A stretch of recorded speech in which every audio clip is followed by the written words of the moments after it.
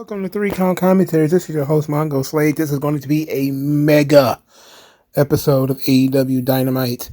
It is going to include news and notes about Tony Khan in the front. In the middle, we're going to do an AEW Dynamite review from April the 17th. And at the end, we're going to be doing AEW Dynasty predictions.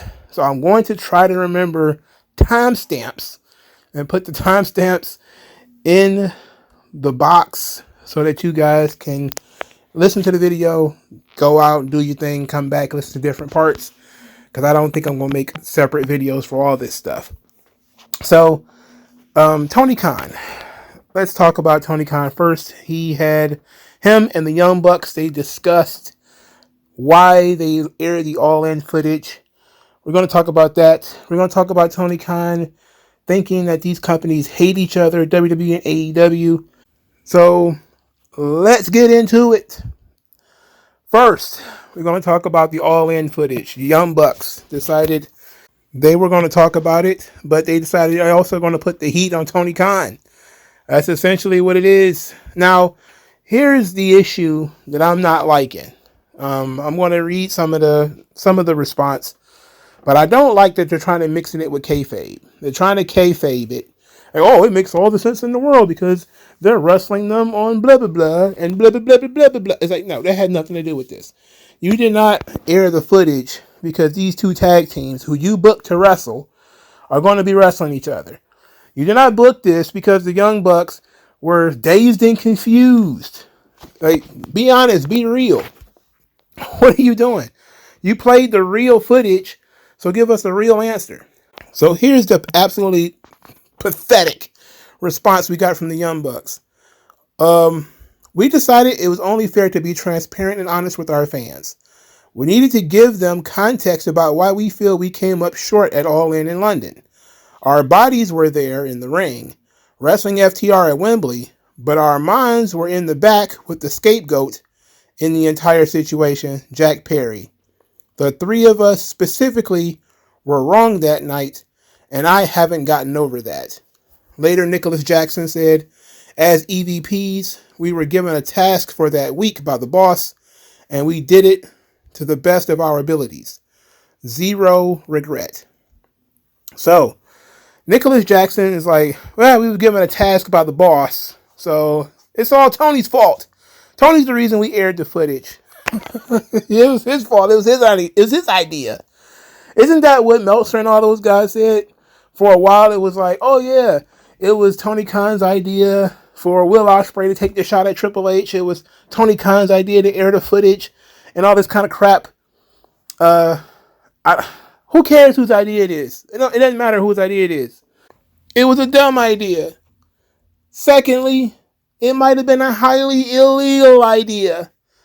There's some attorneys online who are saying that this airing of the footage in the way that they did it was illegal in England. And we'll talk about that in a second. But the Young Bucks are trying to put the heat on Tony Khan by saying we had a job to do that week and we did it. We aired the footage because that's what Tony Khan wanted us to do. While Matthew, which I forgot which one that one is. I think that's the one everybody hates the most, the one with the bad attitude, the Road Warrior, that one. He's talking about how they were physically in the ring, but their minds were backstage with the scapegoat. He got put in a front face lock. He was not lynched. All right, he was not held up at gunpoint. It wasn't like he was a missing person. He was backstage. You had all the time in the world between when the incident occurred to when your match started to have him physically checked out. And why are you so invested in this guy? Like, are you serious? He's okay. He's all right. What's the worst thing that could happen to him? He got sent home? How pathetic is this? How dumb is this?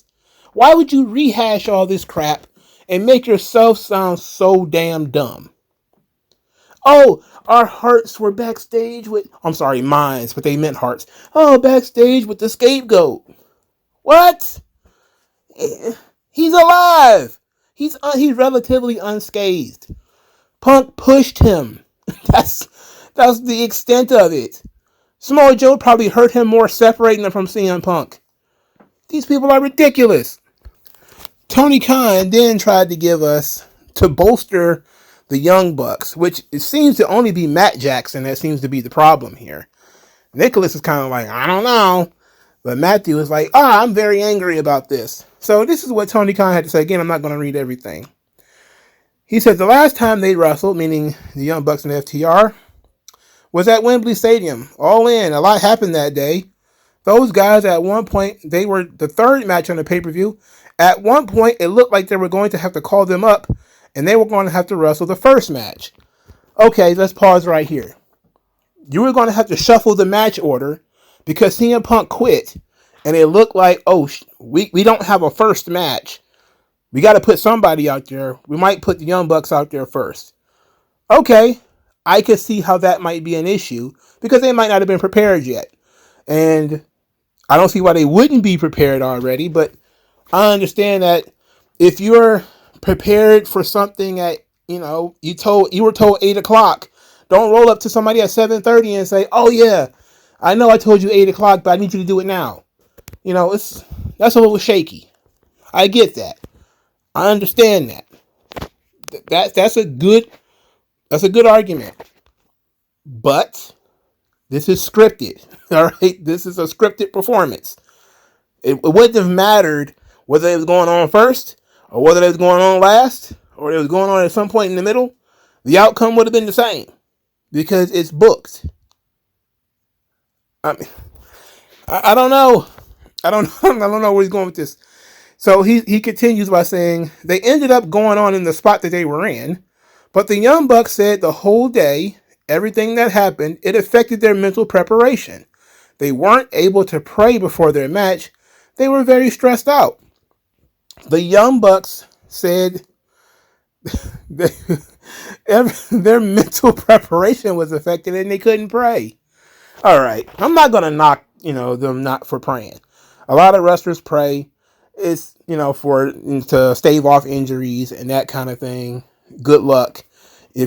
Whether you believe in the power of prayer or not, that's part of their preparation. But why didn't they pray?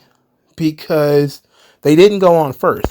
Again, it's not like they were going to pray at, 8:15 or something like that, and you strolled up at 8:12 like, hey, I need you guys to get in the ring right now. A dust-up happened. Some stuff occurred. Punk is yelling. But then there's this, what was it, about 15, 20 minutes where Punk is in the ring? He's not backstage causing issues. He's in the ring. You could have figured out everything you needed to do right then and there while he was in the ring. Especially since he quit before he went out there. So, if he thinks it's going to be his last match, then all of these people are probably going to assume it's his last match too.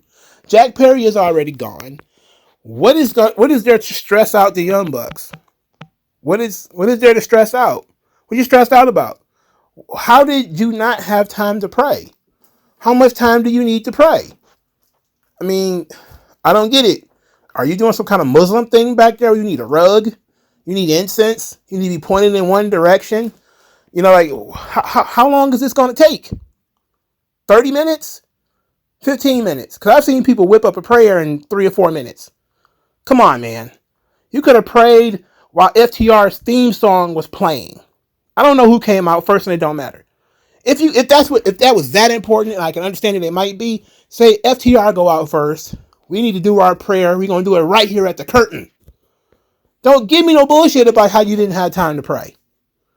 All right? Don't give me that garbage. This is kayfabe shit. All right?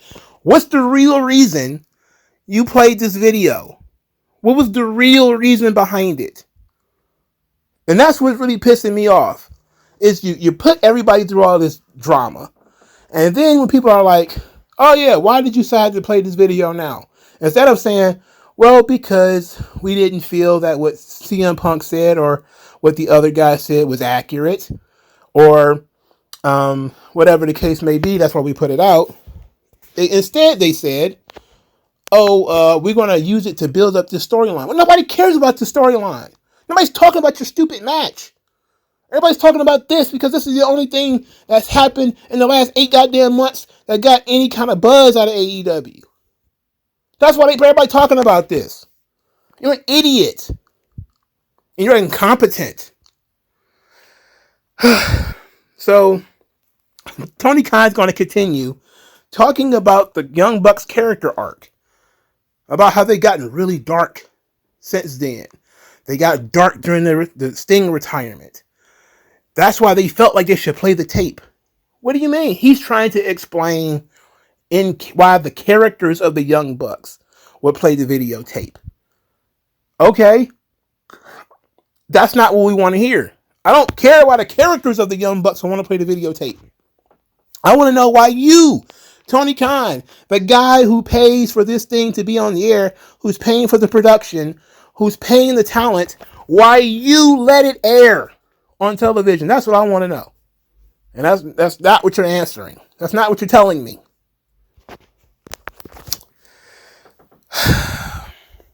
And then he says, it was fascinating to see after the tape played the reaction Jack Perry got in Japan. He got the reaction of a superstar. That is not altogether unexpected, and it's something very interesting. Perhaps a side effect of this, Jack Perry, already a big star in wrestling, really, the way the crowd connected with him in Chicago, that was interesting. Oh, he got a great reaction in Chicago because CM Punk is from Chicago. Is he going to get that reaction anywhere else? Should I yield the rest of my time to anybody willing to ask that question? Hey, you got Jack Perry over for one night. Congratulations, by the by. Is it going to happen in St. Louis? Is people really going to be that passionate about Jack Perry in Nagoya? They're going to get heavy CM Punk chants when he takes his ass back to Tokyo? And if you were that interested and you liked it that much, why didn't you bring him back to TV? The Young Bucks then said, Jack Perry's been a breakout star for a while now, and he just needed something controversial to happen to him to open people's eyes. It happened with us early on in our careers too. Oh, he needed something controversial, like almost getting his head ripped off. Psych, that didn't really happen. A guy, he shoved him and then put him in a front face lock. Oh my God. Oh Lord. You think you yanked this guy from a gator or something like that. I really saved your life, pal. It's not controversial. He's a smart ass and he almost got his ass kicked. This is so unfortunate. Such a waste of everybody's time. Such a phenomenal waste of everybody's time and our collective energy. Worrying about whether Jack Perry is going to end up being a star in wrestling. The answer is no. All right. Not for the first. I don't see anything with Jack Perry right now that would tell me that that he's going to be a star in the wrestling business. So Nick Khan, the other Khan, he comes out of the woodwork and he says that WWE is probably going to be interested in working with other companies. This, of course, off the heels of him allowing talent to do Bloodsport and some of the other things that I think Julia, the young lady that they're going to be signing to NXT, she's going to be also continuing to wrestle in Japan for her mentor, Rossy Ogawa. And so they're going to have like a shared partnership with her. That's just stuff that's been floating about. So Tony Khan is asked about working with WWE. As if, right? So he says, it's an interesting thought, but it would depend on the circumstance. Then he says, there's a number of big factors that would play into why wrestling has seen such a great renaissance in recent years. I think it comes from the great competition in wrestling right now, and the fact that there are so many great stars competing right now. Everyone knows that the most real thing in wrestling is the competition between the companies. The companies hate each other, and it would be a natural resource that powers the industry. They want to beat each other, and take everyone's free agents, and that makes it interesting for everyone else. Why is he talking about this like he's not in the middle of it? They want to. Let's go through this thing a little at a time. For starters, Tony Khan is forever with this notice me senpai stuff. And I'm not going to take too much of a shot at Tony Khan this time because I know Triple H is doing it too. WWE over WrestleMania weekend talked and took too many shots at AEW. I don't know why they decided to get so petty all at one time. Like Punk being asked about Ariel Helwani, about the brawl out situation, that can't be helped. It was just Punk is there. He's comfortable with Ariel Helwani. The subject was going to come up. It is what it is. But Pat McAfee taking shots for no reason. Punk also taking shots on like the kickoff show and all that kind of stuff. And the various other Triple H, even though it was kind of indirect with Will Ospreay and all that stuff. These guys they decided to get into the muck and mire of arguing and taking pot shots at AEW. It's all pointless, by the way. There is no real hatred between these two companies. There is no real hatred. Why would WWE hate AEW? Hate them for what? Taking high-priced talent off the market? Overpaying for talent that they kind of wanted but didn't really want to pay the money for? I mean, and look, I understand how, the plebeian IWC thought process is. They don't understand the concept that just because somebody is available and just because you might see them as valuable, that you don't see them as valuable as other people see them. All right? I look at things in a little bit more of a practical way.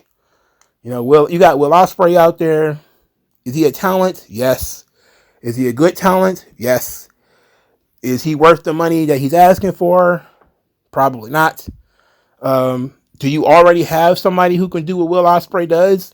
Yes. Do you need somebody else in that role, but you're probably paying them more money? No, not really. It's like if you got, 3 or 4 running backs. Like, do you really need... Like when I used to play Madden as a kid, I used to do dumb shit, Barry Sanders and Emmitt Smith on the same team. Like, you got 2 starting running backs, 2 Hall of Famers. You got one starting, the other one sitting on the bench. It's dumb, right? Like, you don't really think about that at the time. You just do shit because it's fun, And that's really what I think about when I think about what Tony Khan does. He's not building a team. He's just amassing a collection of pro wrestlers. While Triple H is more like with Vince, he used to always try to find a role for people. So you would see folks, they would struggle because Vince couldn't find a role for them. Right? The comedy guys almost always got on TV because they added levity to the show. They weren't, the starting 5. They weren't your world champions.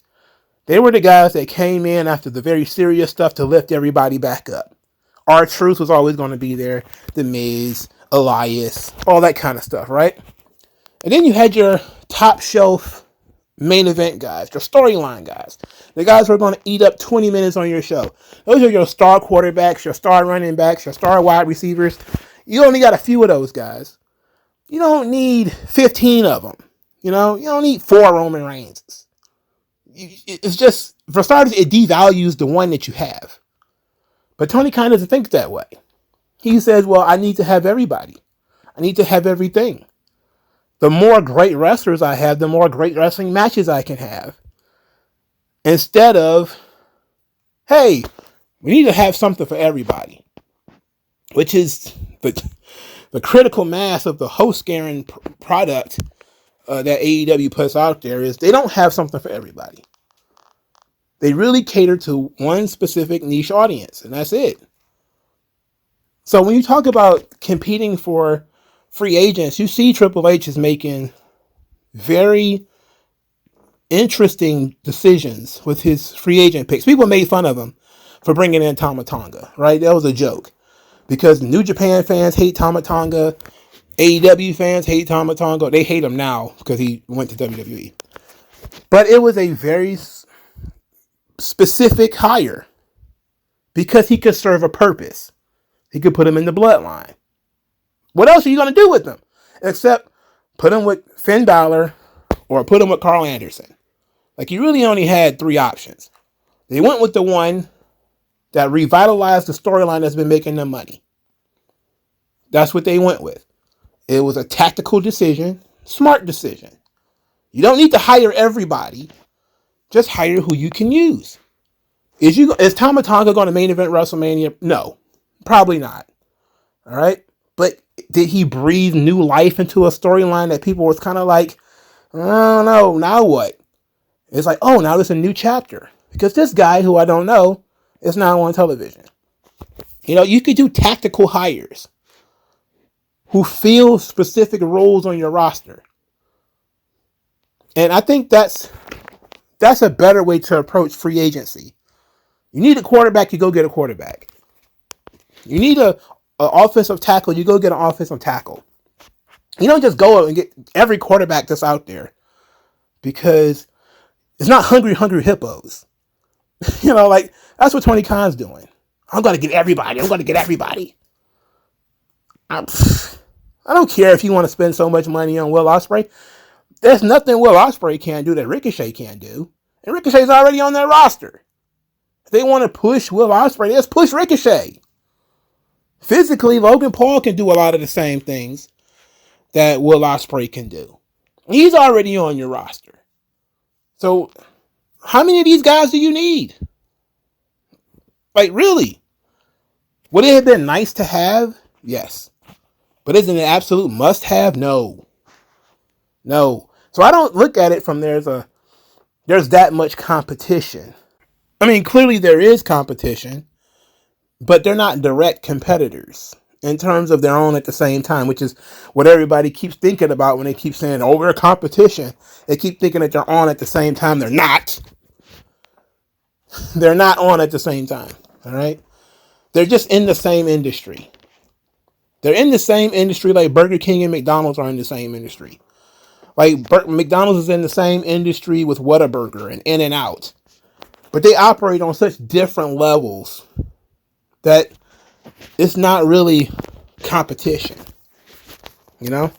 So, and I think this is bared out a little bit in the numbers. Because Nick Khan, since he took over, he's been real sports minded.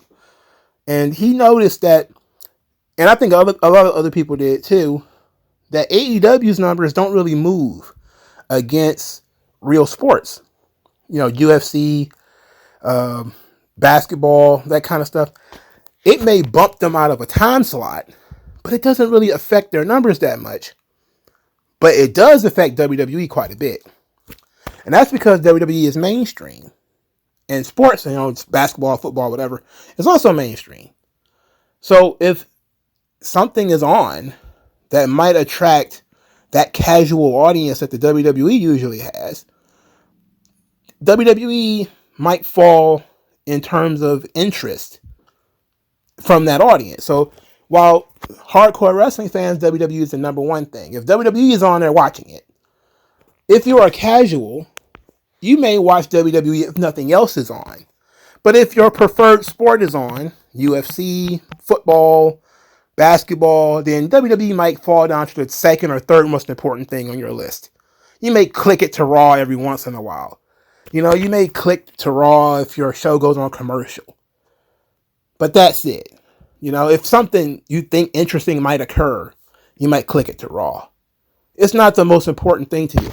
Meanwhile, when it comes to AEW, wrestling is the most important thing to those people. So they'll stay up until midnight to watch wrestling. They'll watch wrestling in the middle of a blizzard, a thunderstorm, or tornado. You can't pull them away. You can't pull them away from us. All right, so look, this is weird, all right? So let's double back to the Brawling situation, because I don't think I talked about the legalities of showing that video. Stephen P. New and a couple of other attorneys I saw online were like, yo, the all-in footage, you weren't supposed to show it on television. What are you doing? Apparently, when they asked for the footage from Wembley or the government from England or whatever, they told them it was for the investigation. So they got the footage so that they can investigate what to do about the CM Punk Jack Perry situation. That's why they were given the footage. It was never supposed to be made public. But since they got the footage, they decided to use it for entertainment purposes.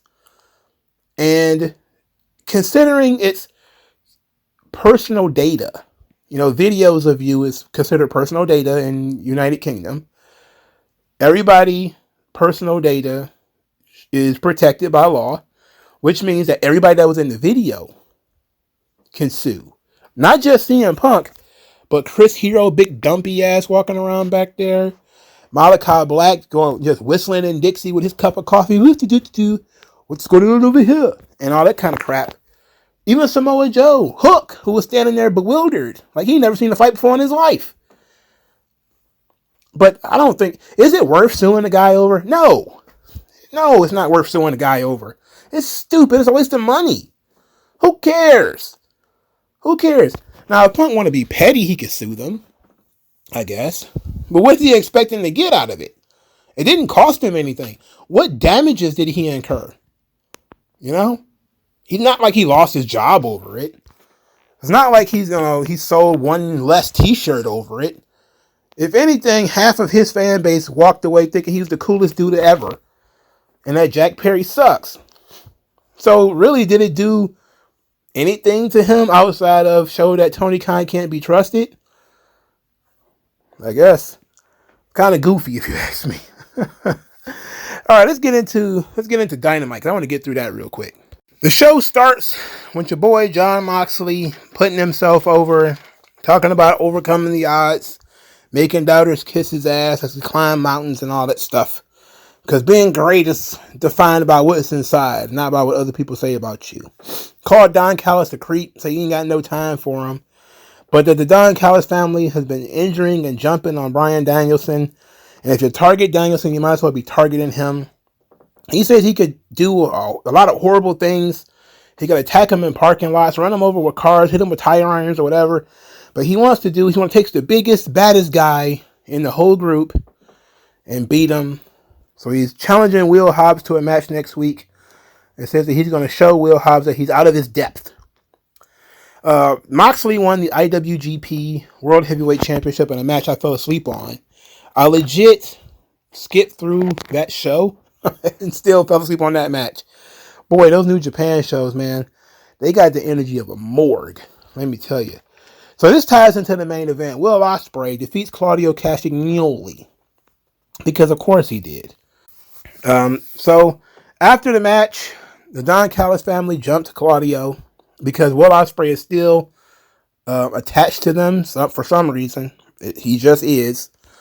They jumped Claudio. Moxley came out there to make the save. He ended up getting into a fight with these guys. Moxley and Hobbs ended up fighting, and Hobbs ended up bailing, and that was it. That was it. That's what they decided to do. So Powerhouse Hobbs, who's been in AEW since the beginning, has found his position on the card, hitting a massive wall. The guy who just lost to Will Ospreay a week or two ago is now got to fight Jon Moxley. Another match that he's not going to win. And a match that he doesn't even really deserve because he hasn't beaten anybody of note. So he doesn't have the reputation. It would have been one thing if he was, a badass, a killer, or something like that, man. But unfortunately, they treat Will Hobbs like they treat him worse than they treat Trent. For God's sake, Trent gets more attention to his storylines than Will Hobbs. But I've been talking about that for 4 years. Mercedes Moné cut a promo. She come out here talking about whoever is afraid to face her in the light, that she can't wait to pay that bitch back, and that the lights go out. She said, that sounds real familiar. Or maybe it was somebody who wants me to think it was Julia. And I'm like, oh boy. She got the Tekashi 6ix9ine hairstyle going. I'm like, this is not working. This ain't working. Everybody's getting very upset at this Mercedes thing. Man, I'm watching people have panic attacks because she's not wrestling or anything. I don't care about that part. I'm looking at this thing like she's not good. What she's doing and her performances, not good. And look, I'm not obsessed with everybody being in the ring. The fact that she's in the middle of a storyline is fine. But the storyline doesn't seem to be all that interesting. It doesn't feature interesting people. It's not hot. And her performances of these promos are simply not good. You know, it's unfortunate. I really hope Tony Khan did not pay her $10 million. What a disaster that would be. That's a robbery right there if it is. So we get ourselves a match. Edge and Willow versus Julia Hart and Brody King. When the match starts, Willow is down backstage. She's down and out. Edge is attacked by Brody King. The match just started as a handicap match. So Edge fights by himself against Brody King and the occasional Julia Hart attack. Like she put him on a sleeper hold or something. Eventually, Willow came to the ring and she got tagged in. Julia Hart promptly punched her in the dome piece with a chain and put her in a submission hold. The ref stopped the match. So Willow lost. Then Julia and Brody King continued to attack Edge and Willow. And then Mercedes Moné ran to the ring with a chair and the House of Black ran away. They, of course, had the little camera angle with Willow staring at Mercedes and Mercedes staring at Willow. And I'm like, I don't care about this. I don't care about this at all. This is a complete waste of time. I feel bad for Edge. He could be doing something so interesting. Just imagine the work he could be doing with Malachi Black. I mean, they got these guys in the same feud already. Malachi Black and Edge literally are going to fight Sunday, but it's going to be in a 6-man tag. They could be cutting promos on each other. They could be doing fun shit together. Instead, they're doing this. Why are they doing this? I don't know. I don't know. I don't know, man. Maybe they're going to try to drag that thing to Wembley, too. Maybe it's going to be Edge and Malachi Black in Wembley. I don't understand why you won't just book that match. Why is Malachi Black not getting wins on TV? He's not wrestling singles matches at all. I'm starting to think he might be getting hated on by some people backstage. So we got a trio of promos from Samoa Joe, Swerve, and at the end of the show, Samoa Joe, he started off with Renee, called Swerve a choke artist, says that he used to think Swerve was a worthy adversary, but now he sees him as a nuisance. He's the guy he keeps beating up, but he keeps coming back. Swerve said that, yeah, he is going to keep coming back. He doesn't think he's a choke artist, but he knows that he stumbles a lot. And he always stumbles forward, but that's his military training. He falls and he gets back up. And he says that his whole military thing is that he never gives up. And I sat there and I was like, wait a minute. The kill shot thing, that was a shoot? Like, was kill shot a shoot? Was he really in the military? I don't know. I didn't look that up, but that'd be very cool if he was. Then he says that he has something to say to Samoa Joe to his face tonight. And I'm still trying to figure out why he's wearing eyeliner. Why is Swerve wearing eyeliner? Let me know in the comment section. Anyway, at the end of the show, Swerve called out Samoa Joe. Samoa Joe came out there, but security tried to keep him apart. Swerve then jumped and stomped 10 security guys, which was generally actually cool. All right, because the stomp looked legit on some of those guys, but how people who weren't touched just went down was pretty funny. It ended up being a fight scene between Joe and Swerve, where Swerve get hits with a muscle buster, and Samoa Joe stands tall to end the show. Oh my good God. Good God Almighty. Good God Almighty. There was a time when Swerve was the most over guy on your show. He still might be, but that energy that he had just about 2-3 months ago is gone. It's highly irregular for this kind of thing to occur. I don't know what they're going to do. Even if they give him the belt, I don't know if that's going to change everything or not. The second match on the show, the Young Bucks and Okada, otherwise known as the Elite 2.0, defeated Pac, Pentagon Jr., and Daniel Garcia. The Young Bucks cut a promo earlier in the night where they cut a vignette short, saying that they're pressed for time, but they promised to play it on social media. They're sitting there with Tony Khan, and they tell Tony to run it on social media, then tell him to play their cool music. All of this is just an abortion. And I mentally checked out of this match when Daniel Garcia humped that Young Buck's face. I was like, you know what? I'll pass. I'll pass on the rest of this. I already know what's going to happen anyway. Daniel Garcia's in this match. Daniel Garcia is going to get pinned. Because somebody's got to lose. It ain't going to be either one of the Jacksons. It ain't going to be Okada. And I can tell you on the other side, it ain't going to be Pac. It might be Penta. But my money was on Daniel Garcia. And that's exactly what happened. Daniel Garcia got pinned by Okada. What a rainmaker. This humping people's faces stuff, not a fan. That's not how we play ball over here. All right? No. They beat him up after the match with the EVP trigger. They try to humiliate Daniel Garcia before Pac runs the Elise off with a hammer. In the middle of this match, one of the Young Bucks, I think it was Matthew, the one with the really big mouth, the Road Warrior, he decides he's going to pull a Black Snow, Booker T, jump in the ring with a microphone. And normally, some people will assume I'm going to bury them for this. But I'm actually not going to. This was the only part of the match that got me to pay attention to what was going on. Because I'm like, who is that talking and why? So I look at the screen, and he's in the ring with the mic, and he's, punking Daniel Garcia, and, why did we hire you?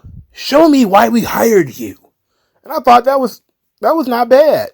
Then he's starting to get beat up, and he has to talk to somebody. Oh, wait. And it's like, okay, that's cool. That was all right. I'm going to give him some credit for trying to be entertaining. I'm not going to dismiss them for being trash, because I already didn't watch the match. But they successfully got me to pay attention to the match, so I got to give them a +1 for that. That means that the match is +1, I guess. But everything else about it was embarrassing. Hook and Chris Jericho. Let's cut to the meat of the matter. Jericho wants Hook to sit under the learning tree to breathe the rarefied air of Jericho and take his advice. Hook says no. He doesn't want to listen to Jericho. And Jericho is like, look, don't be stupid. With some proper guidance, you could be the world champion everybody thinks you can be. You just got to get rid of this dead weight. Meanwhile, Taz is in the ring, and he's telling Jericho, like, you got to calm down. You got to calm down, Chris. Chris, you got to calm down. And Jericho's ignoring him, kind of waving him off. But he's being more and more offensive. Hook is not saying anything. And then eventually Jericho shoves Chaz's trick knee from 1997. Like, oh no! And he collapsed. And everybody stood up. Everybody gets involved. Everybody's like, oh, what we got over here? And now everybody's chanting about how Hook is going to kill Jericho. And the crowd's now awake. And then Hook proceeds to stand there and just stand there. And then he didn't run to check on his dad or nothing. He just kind of stood there. And then he kind of walked Jericho down. He got Jericho in the corner, grabbed him by the scruff of his neck. Says that, you want to see how good I am? I'll show you anytime, anywhere. Get out of my ring. And Jericho's like, you got to think about it. He's like, get out of my ring. And then Jericho just like, okay, sure. And left the ring. I was like, that was, I don't mind it. I honestly don't mind this because it was a good story told here. The execution is probably the problem. This was an opportunity to see a second side of Hook. The protective son, because his dad got a neck injury. His dad got a bad knee. His dad's overweight. His dad's old. You never know what could happen. Now was a chance for him to, either he had two options. Either he could be sympathetic and he could run to his dad's side and Taz could be like, I'm okay, son. I'm okay. I'm all right. And you could show that Hook, cares about Taz, and that's something that he wanted to make sure his dad was okay first. And then he could have turned with the eye, the passion, the intensity at Chris Jericho, like, you son of a bitch, after finding out his dad's okay. Or he could have been a rage monster, completely forgot that his dad was there and just attacked Chris Jericho because he put his hands on his dad. Either one of those things would have been much better than what happened. What actually happened is Hook walked Jericho down like a mummy, and Jericho was like, oh no, the 25-year-old guy is angry with me. Let me put myself into the corner. Come on, man. He could have kicked him in the nuts. He could have hit him with the microphone. He could have done anything to defend himself from this guy. I understand why they didn't go to the next level, because you don't want to step on the heat that you already have with, Taz taking not even a bump. He bumped on the ropes, like he hit the ropes and barely went down.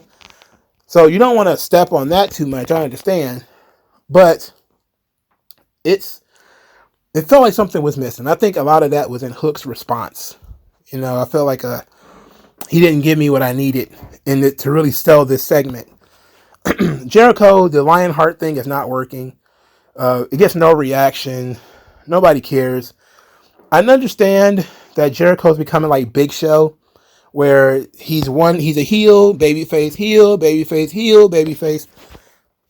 He's seemingly getting a response as a heel, and I guess it's the best position for him.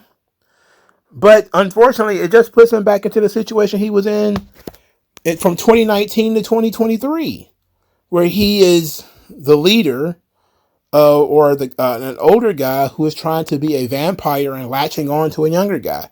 It was Sammy Guevara in Inner Circle. Then it was Sammy Guevara in the Jericho Appreciation Society. Then it was MJF. Then it was, all these other guys. And now it's Hook. It's like,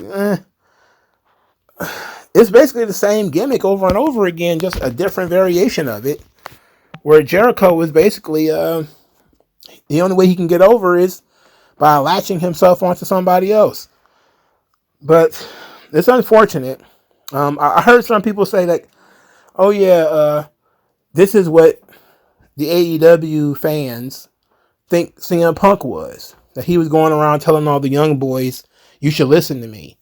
And I don't think everything is a CM Punk reference. This is not like those weirdos in anime who think everything is a JoJo's Bizarre Adventures reference. I don't think this is a CM Punk reference. And I'm not saying that it's not. I'm just saying I don't think so. I think it's just a natural role for a guy like Jericho, who's been in the business for a long time, to play the know-it-all, older, guy who's trying to subordinate some young guy who feels like he doesn't really need it. And turning Hook, who is a cocky punk, into a babyface, that's an interesting gimmick. I don't know how long it'll last, but it got Hook over in this segment at least. I can tell you that. So that at least worked. Also, Jericho using rarefied air, which he stole from Richard Holiday. Hopefully that means Richard Holiday is going to come in and Jericho's just not stealing his gimmick. Because if Jericho's just stealing his gimmick, that's very unfortunate for Richard Holiday. Because he's been doing a rarefied air thing for 5 years maybe. At the least. And Jericho's now starting to use it. He also trademarked Jericho Vortex, so he's trying to monetize his haters. But I don't think Jericho's haters are as invested as he thinks they are. Not as invested as they used to be. All right, Deonna Purrazzo defeats Mariah May. This match is actually solid. But both girls did okay. The crowd really didn't care that much. A very Bret Hart finish with Deonna countering a hold and getting a pin. Afterwards, Toni Storm attacked Deonna Purrazzo, and Mariah May aided her in that endeavor. This led Thunder Rosa to come out there and help. The two Well, how about to say the two Tonys? The Mariah May and Toni Storm, they fled temporarily.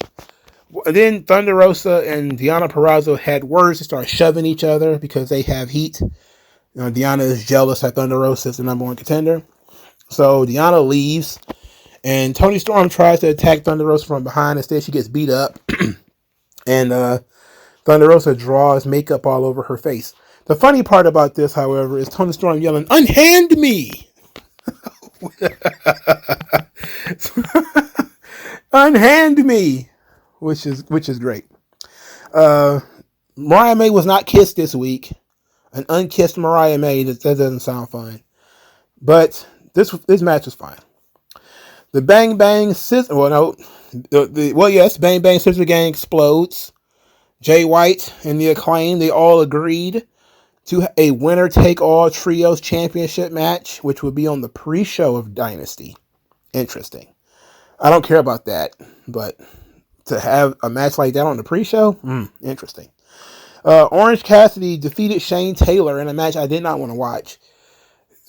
Oh, Shane Taylor has all the mobility of a pound of onions. It's like a bag of onions.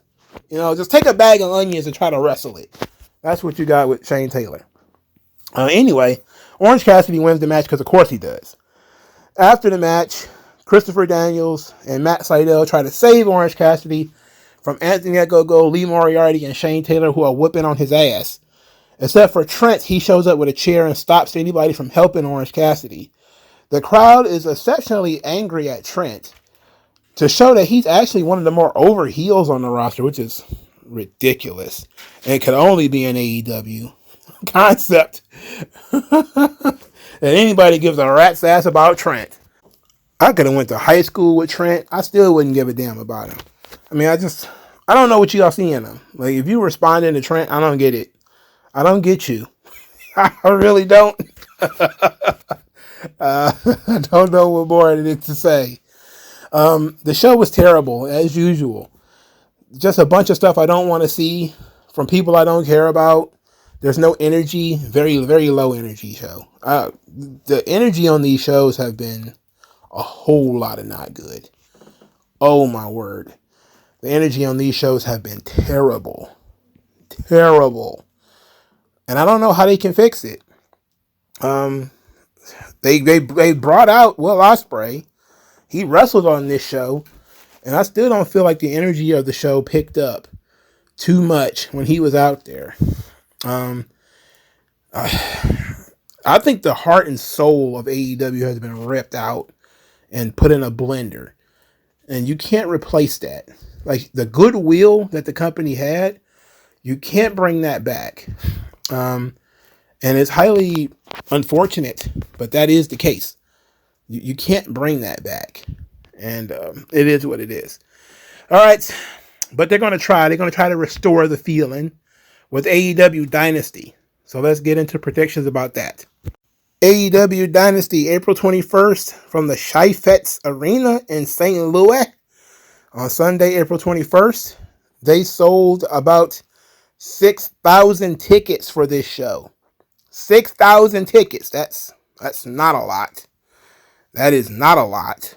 They only set up for 6,500 or 6,600. That is, oof. Okay. I guess it's not bad, I guess. Whatever.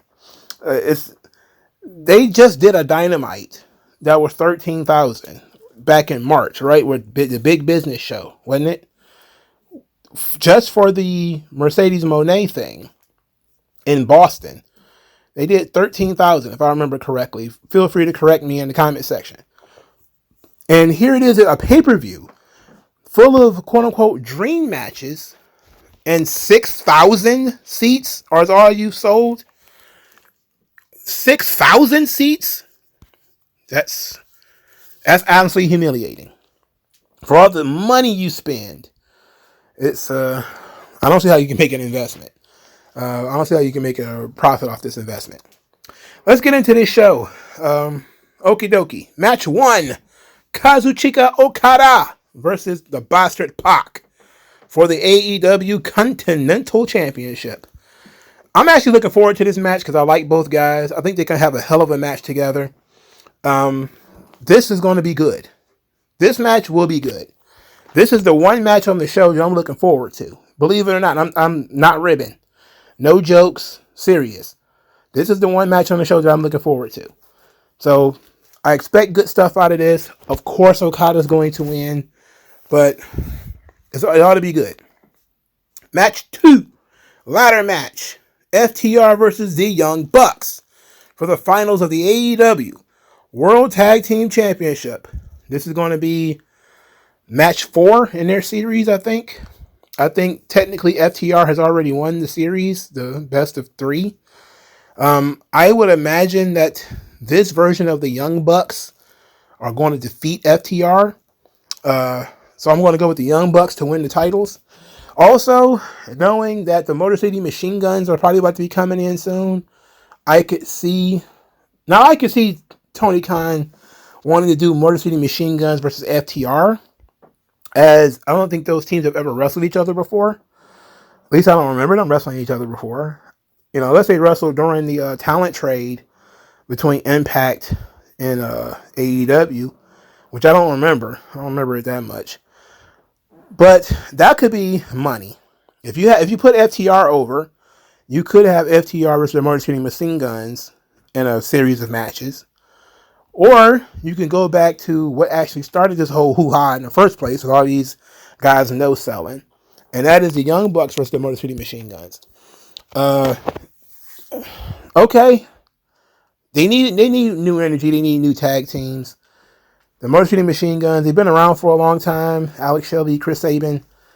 But they're new to this environment. So it could work out, at least for a little while. Or something different. I'm going to go with the Young Bucks. Because I think the Young Bucks versus the Motor City Machine Guns is probably going to be something that Tony Khan remembers from like 2006, 2007.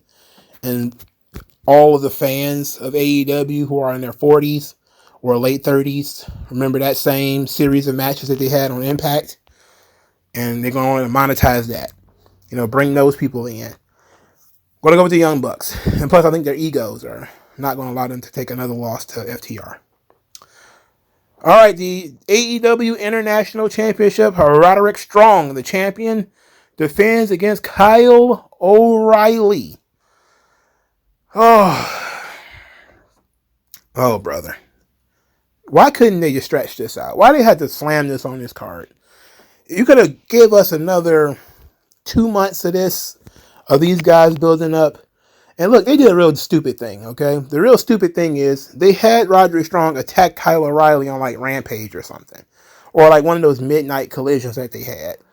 Because Kyle O'Reilly did not do it on his own. And he went out to help somebody. And he got attacked by Roderick Strong. It was stupid. It was a stupid reason for Roderick Strong to beat up his friend. It's sensible for Roderick Strong to win. But Roderick Strong has been basically an invisible champion. Putting the belt on Kyle O'Reilly. There's no difference between this belt and the other ones anyway. So I don't care really. But I'm going to go to Roderick Strong winning. Because I don't think they're going to flip the titles that many times. Next, trios match. Mark Briscoe, Eddie Kingston, and Edge versus the House of Black. Brody King, Malachi Black, and Buddy Matthews. Oh, House of Black should win. And Malachi should pin Edge. And that should lead to Edge versus Malachi Black at Double or Nothing. As a big singles match. If I were booking it, that match will be happening on this show. But okay, if you want to try to sell us another show with Malachi pinning Edge and then getting a championship match at Double or Nothing, I'm okay with that. So let's do that. All right, let's have Malachi Black pin Edge. I don't care about the Bushwhacker and the Brooklyn Brawler. They're just there. I don't care about this match. I don't want to see it. The only thing I care about is Malachi Black pinning Edge, and then maybe they'll do something fun on TV as a storyline between those two guys. Hopefully. I'm putting my prayer hands together. But I may be asking for too much. I'm asking for too much, I think. Next, AEW Women's World Title. Timeless Toni Storm defends against Thunder Rosa. Storyline for this match is fairly simple. Thunder Rosa never lost the title, and she has worked her way back into title contention. Toni Storm has been a good champion. She's an interesting character, a good character. Thunder Rosa, very strong in terms of wrestling. This could be a good match between the two of them. Do you put the belt back on Thunder Rosa? I think if you wanted to have a feel-good moment, yes, you put the belt back on Thunder Rosa. My question would be, what is your goal with Toni Storm being the champion? If the goal is just for Toni Storm to be the champion, and you have no plan for her to drop it, or you have no plan for her to drop it to a specific person, then just put the belt back on Thunder Rosa. Because you're never going to get a more good feeling than Thunder Rosa beating Toni Storm and winning the belt back that she never lost. But if you're going to solidify Toni Storm because you have an idea of her losing to somebody specific later, then she should beat Thunder Rosa. And what I mean is, if you're going to put the belt on, I don't know, one of these other girls that you've signed, but you're not building up anybody who matters. So I don't know what you do with Toni Storm after she loses the belt. I also don't know what you do with Toni Storm if she wins the match. Because I would imagine the plan, maybe the long-term goal is Mariah May beats Toni Storm for the belt. That's fine. That would mean she has to beat Thunder Rosa, though. So, and I'm guessing since everything for AEW builds to Wembley, similar to how everything in WWE is going to build to WrestleMania, Mariah May is from England. So her winning the AEW Women's World Title in England could be a sufficient angle to go to. That would require them doing this for 3 or 4 more months. It would also require for Toni Storm to beat Thunder Rosa, and then for Mariah May and Toni Storm to fall out at some point, leading to their big match at Wembley. That would be fine in my book from a storyline perspective. So I'm going to go with Toni Storm winning, but I'm okay with Thunder Rosa winning too. All right, the TBS Championship. Julia Hart defends against Willow Nightingale. The winner will face Mercedes Moné at Double or Nothing. Storyline would suggest that Willow should win the belt and Mercedes would get her rematch against Willow at Double or Nothing, where she'll probably win the belt there. That is what storyline would dictate. I don't want Mercedes involved with these mid-carders. I don't think it's right that she's involved with these mid-carders. But this is the situation that we're stuck with. I don't think there's any money in Julia Hart versus Mercedes Moné. Mercedes Sasha Banks Moné versus Julia Hart ain't going to bring any boys to the yard.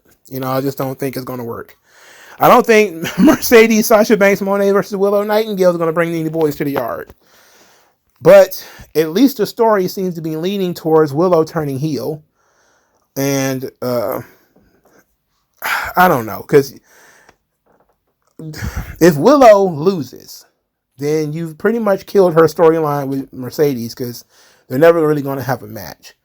Now, you could elevate Julia Hart by having her wrestle Mercedes, and her title reign would have been long enough that you could beat her and put the belt on Mercedes, and you could say Julia had a really good run. I don't know what you do with her afterwards, but you could say she had a run. I don't think Tony is the kind of guy who would book Willow to win just so Willow could lose it in a couple of weeks. But that seems to be the most logical way of going about it, is to get that Willow-Mercedes match in the ring. So I'm going to go with Willow. I think Willow's going to win. The AEW World Championship, Swerve Strickland versus Samoa Joe. All right. Again, Swerve's used to be the most over guy on the roster. Was easily the most over guy on the roster, without question. That whole thing with Hangman Page, I think, took him off the beaten path, and now he's fighting for his life. I really don't see where you go with Samoa Joe. If Samoa Joe wins, then who did he fight until he drops the belt to Will Ospreay in Wembley? And I think that's pretty much a given, isn't it? That Will Ospreay is winning that belt in Wembley. So, does he take it from Will Ospreay, take it from Swerve, or Joe? I would imagine he's going to take it from Swerve. I think you have to give the belt to Swerve. He is in the Drew McIntyre position, where he's had so many title matches and lost so many times that people are starting to ask questions about his credibility as a character on screen. And if he cannot get the job done, why do we keep giving him shots? You know? So Swerve has to win the title here. So I'm going to go with Swerve winning the belt and holding it until August and dropping it to Will Ospreay in England. Speaking of Will Ospreay versus Bryan Danielson, which I'm told is not the main event, but I'm also told that it is the main event. I don't know. Does it matter? No, it doesn't really matter at all. I'm going to go with Will Ospreay winning the match because Danielson doesn't need to win, and Danielson doesn't care about winning, and nobody wins or loses anything anyway. It's all about Will Ospreay's momentum and build towards Wembley, so that when he wrestles the world champion and wins the belt, he'll be undefeated up to that point. And he was obviously brought in to be the ace of AEW, to be the top star. He might be one of the more higher paid guys on the roster. It seems like a sensible decision to not only have him go over in this match, but to not have him lose a match until he loses the title to somebody. So I would imagine that he's going to get like this Kenny Omega like run, where it might be like 18 months or something like that. So clearly Will Ospreay is going to win the match. I think that's pretty obvious. And you're watching this match if you like motion, because there's going to be a lot of motion. There'll be a lot of wrestling, grappling stuff, you know. So it ought to be fun for the people who like that sort of thing. I may enjoy it. It depends on what kind of Danielson we see in this match. Are we going to see vicious Danielson who's going to try to rip his arms off and all this kind of stuff? That could be fun. If we're going to see Danielson trying to keep up with this guy as he runs in circles and no-sells everything, this match is going to suck ass.